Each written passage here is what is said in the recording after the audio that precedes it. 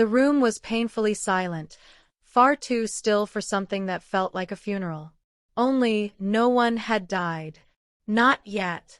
She stood at the front of the boardroom, seated confidently in her late father's leather chair. Black blazer sharp as a blade, pearl earrings gleaming under recessed lighting, and that same smug little grin she'd worn as a child whenever she tattled on me for swiping cookies. Her voice came out cool, steady. "We won't be requiring your services any longer." I blinked once. Just once.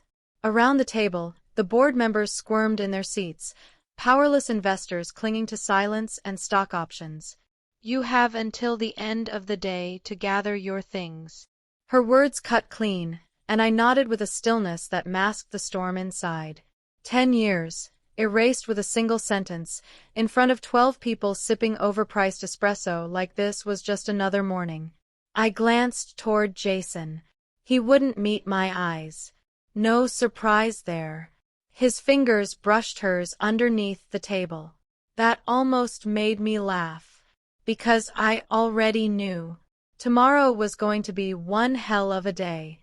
The signs had been there all along, and I'd ignored them. The new perfume she never wore around me. The late-night strategy meetings with the board, conveniently unlisted on any schedule. The sudden transition from casual wine to hard liquor midweek. But it wasn't the drinking or the fake meetings that gave her away. It was the silence. She stopped asking questions, stopped being curious about me.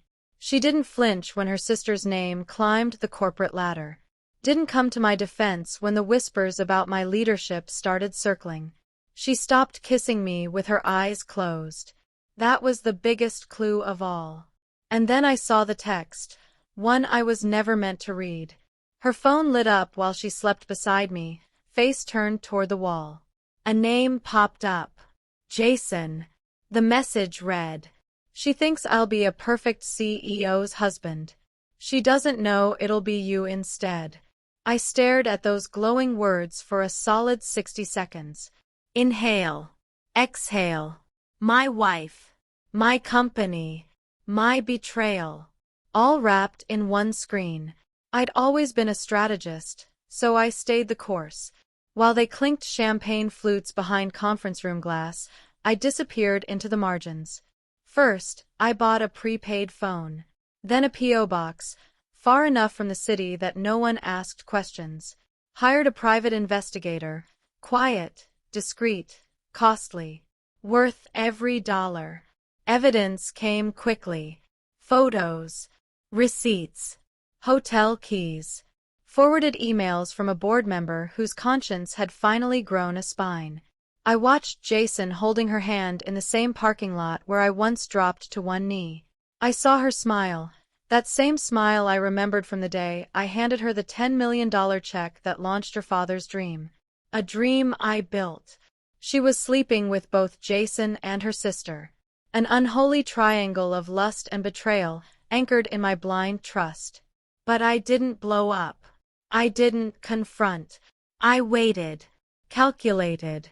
Smiled through the disgrace and initiated a quiet audit, so subtle it didn't raise a single flag.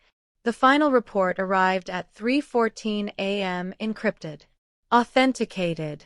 Ironclad. Jason had been draining funds, small amounts routed through fake consulting firms and empty shell companies. One name kept surfacing on the offshore accounts. Her sister. Not my wife. Not even the new CEO. The sister. Turns out, she wasn't just screwing Jason. She was laundering money with him. And my wife. She wasn't in the dark. Her initials appeared on one of the agreements, tucked away in the depths of page 76. A single mistake. Just enough. I printed everything. No binder. No folder. Just a pile of truth, bound by silence. The next morning, over breakfast, I slid the documents across the kitchen island. Said nothing. The only sound was ceramic scraping against wood as I sipped my coffee. She read each page. And for the first time in a decade, she couldn't meet my eyes. When she opened her mouth to speak, I raised a hand. Don't. She didn't. She expected fury. Screaming. Maybe broken dishes. Instead, she got paperwork. I showed up at the boardroom uninvited that morning.